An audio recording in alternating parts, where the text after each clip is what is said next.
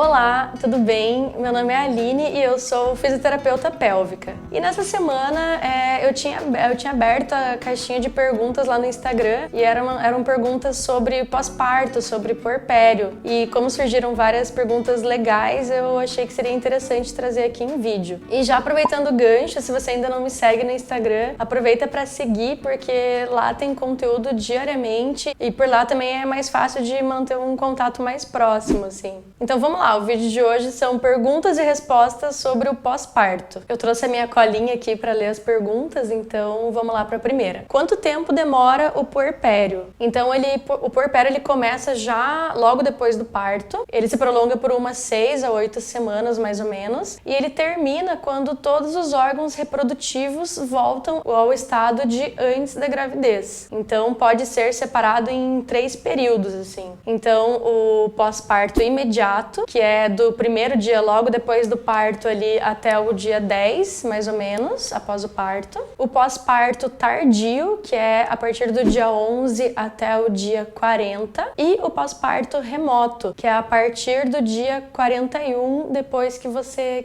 pariu, que você teve o seu nenê. Então, a partir do dia 41 até que todos os seus órgãos reprodutivos estejam naquele estado de antes da gravidez. Próxima pergunta: como evitar a trombose depois do parto? Então, uma das complicações que podem aparecer no pós-parto é justamente a trombose, né? Que é a formação de coágulos ali nos membros inferiores. E quando é feita de uma forma cirúrgica, acaba tendo um risco um pouquinho maior, né? Assim como toda cirurgia, existe esse risco de ter uma trombose como complicação. Então, a melhor forma de se evitar de ter essa formação de coágulos é a movimentação dos membros inferiores. Então, a movimentação das pernas, né, e dos pés. Então, fazer aquele movimento simples com os pés, assim, de flexão, de dorsiflexão, plantiflexão, né, com o pezinho assim na cama mesmo, é interessante. E também a deambulação, a caminhada. A caminhada ela é excelente para o retorno venoso, para que o sangue ali nas pernas circulem. Então, se vocês tiverem condições de caminhar já logo após o parto, caminhe, que vai diminuir bastante o risco de você desenvolver uma trombose. A próxima pergunta eu achei muito interessante, que é a dor nas costas para após o parto? E a resposta é não. Se não houver prevenção, a dor nas costas ela não vai parar depois do parto. Então, aquela dor nas costas na região da lombar ali, que é muito comum durante a gravidez, por conta das alterações posturais, após o parto, se não houver uma prevenção, se não houver um cuidado ainda na gestação, ela não vai parar. Porque para que essa coluna, né, ela esteja bem estabilizada, que ela funcione assim muito bem e sem dor, é necessário que a sua musculatura esteja bem, esteja forte. Então, a musculatura do assoalho pélvico, por exemplo, se não tiver fortalecido, você vai sentir dor na coluna, porque ela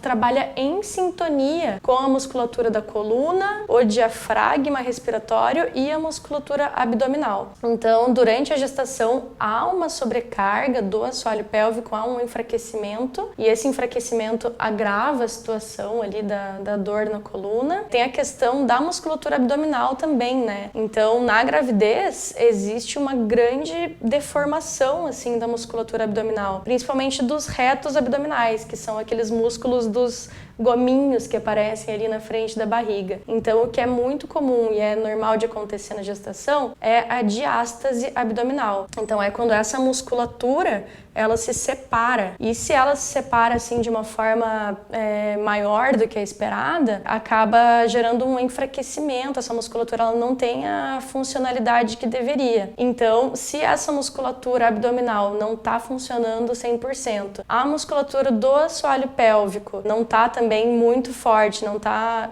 também forte, não está com a sua funcionalidade boa, a dor nas costas ela não vai sumir após a gravidez. Então, é importante que tenha um trabalho de fortalecimento, um preparo ali de todo esse grupo muscular. E, além disso, também, após a gravidez, você vai ter um neném, né? Você vai ter um bebezinho para cuidar. Então, também, se não tiver uma orientação nas melhores posições para você segurar o seu bebê, pode agravar ainda essa dor nas costas, né? Por exemplo, no momento de amamentar, assim, se você não estiver numa posição boa, a dor nas costas pode piorar bastante. Então, o conselho que eu dou para você é que você se prepare já, se você está no início da gravidez, já comece a se preparar agora para que toda essa musculatura esteja fortalecida e funcional após o seu parto. Próxima pergunta. O parto normal causa perda urinária após o parto?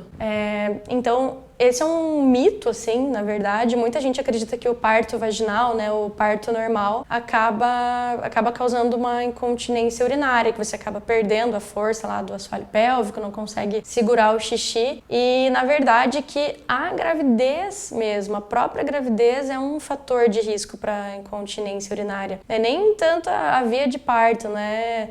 Nem tanto se é via cesárea ou se é via vaginal, né? Se é parto normal. O que causa a sobrecarga nesse assoalho pélvico é o aumento de peso que está ali sobre ele. Então, se você não fizer um preparo dessa musculatura na gestação, independente do tipo de parto que você escolher, você pode ter incontinência urinária, sim. Outra pergunta também que é relacionada a isso é: a vagina vai ficar larga após o parto normal? E é a mesma coisa, né? Muitas mulheres acreditam que a vida sexual dela, se ela tiver um parto normal, vai estar fadada ao fracasso, vai estar terrível, que a vagina vai ficar larga, que a vagina vai ficar frouxa, e acabam desistindo de ter o parto normal por esse medo, né? De ficar com a vagina frouxa, digamos assim. E, na verdade, é a mesma questão da pergunta anterior, que o que causa essa sobrecarga, esse enfraquecimento da musculatura é a própria gravidez. Então, a sobrecarga do aumento de peso que tem ali no assoalho, né, no assoalho pélvico, que pode causar esse enfraquecimento. Então é por isso que é importante que você fortaleça essa musculatura independente da via de parto. Se você trabalhar essa musculatura, se movimentar essa musculatura, você não vai sentir aquela sensação de vagina larga, de vagina frouxa, tá? Próxima pergunta. É normal perder a vontade por sexo depois do parto? É bastante normal.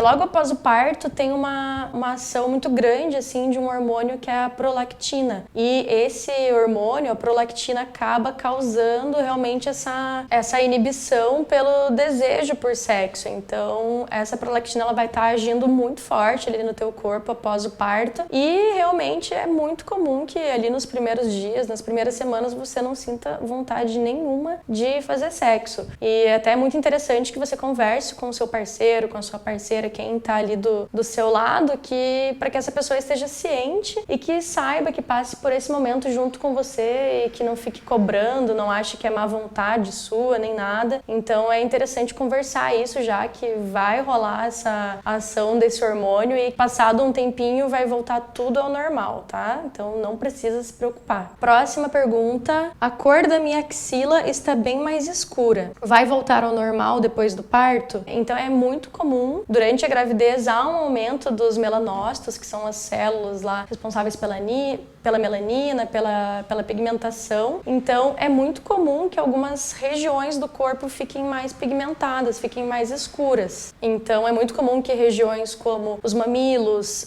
a vulva, o ânus aumentem essa pigmentação, e também existem regiões que podem sofrer mais fricção pelo aumento de peso. Então as axilas e a parte interna da coxa pode ficar mais escurecida também. Mas normalmente após a gravidez acaba regredindo parcialmente ou totalmente ao tom normal, né? Ao tom que era antes da gravidez. E algumas coisas que você pode fazer para ajudar nessa recuperação, né, após o parto, é esfoliar a pele suavemente e hidratar a pele também muito bem, porque ela tende a ficar mais ressecada nesse período. Usar bastante protetor solar também e evitar muito tempo exposta ao sol depois do parto. Evitar de usar produtos despigmentantes, né, aqueles clareadores assim que a gente compra na farmácia durante o período de lactação, e também consultar um dermatologista. Ele vai te ajudar, ele vai te dar a melhor orientação assim do que você deve usar, o que você não deve nesse período, e também para tratar os possíveis melasmas, né? O melasma também é bastante comum de aparecer durante a gravidez, então é necessário que você consulte um dermatologista para ele te ajudar a tratar, beleza? E a última pergunta pergunta também, que é algo que eu vejo que aparece bastante, eu acho que é interessante trazer aqui, é: a dor sexual é comum após o parto? E na verdade, grande parte dessa dor, assim, como eu disse agora há pouco, há uma grande ação da prolactina durante esse período de pós-parto. E a prolactina, ela inibe o desejo sexual ali, ela acaba não te dando vontade de fazer sexo e também acaba prejudicando muito na lubrificação. Então, essa dor sexual, muitas vezes, ela vem pela falta de lubrificação, né? A região ali da vagina, da vulva, se ela não tiver lubrificada e você tentar ter um sexo com penetração, vai doer muito, vai ser muito doloroso. Então tem essa questão da prolactina, né, a falta de lubrificação, que é bastante comum depois do parto. Então isso pode causar dor. E também existem outras, mas além disso também podem existir outras causas, né? Então, por exemplo, as lacerações em graus mais graves, assim, até que esteja completamente cicatrizado, a região pode ficar meio dolorosa. A episiotomia também, que é algo que, assim, já não é mais recomendado como prática rotineira, assim, a gente luta para que não seja feita. A episiotomia não é uma prática legal, que é aquele corte cirúrgico no períneo para facilitar o parto normal. Então não é recomendado que seja feito, mas infelizmente ainda hoje em dia existem muitos casos, muitas mulheres sofrem a episiotomia. Então a episiotomia pode causar, assim, complicações bem chatas depois do parto, e a dor sexual é uma dessas complicações. A maioria das mulheres que sofrem a episiotomia acabam tendo dor sexual posteriormente, então tem que ser investigado, né? Essa dor sexual no pós-parto tem que ser investigado, tem que encontrar o motivo pelo qual está acontecendo para que seja resolvido, né? O importante é não sentir dor na hora de fazer sexo em qualquer circunstância da sua vida. E por hoje foram essas perguntas, eu achei elas muito interessantes, quis trazer para cá. Eu espero que vocês tenham gostado também, e se tiver mais perguntas sobre o pós-parto, se tiver mais dúvidas, deixa aqui nos comentários ou me manda lá no Instagram, que eu posso trazer mais vídeos aqui também com novas perguntas. E por hoje é isso, um beijo e tchau!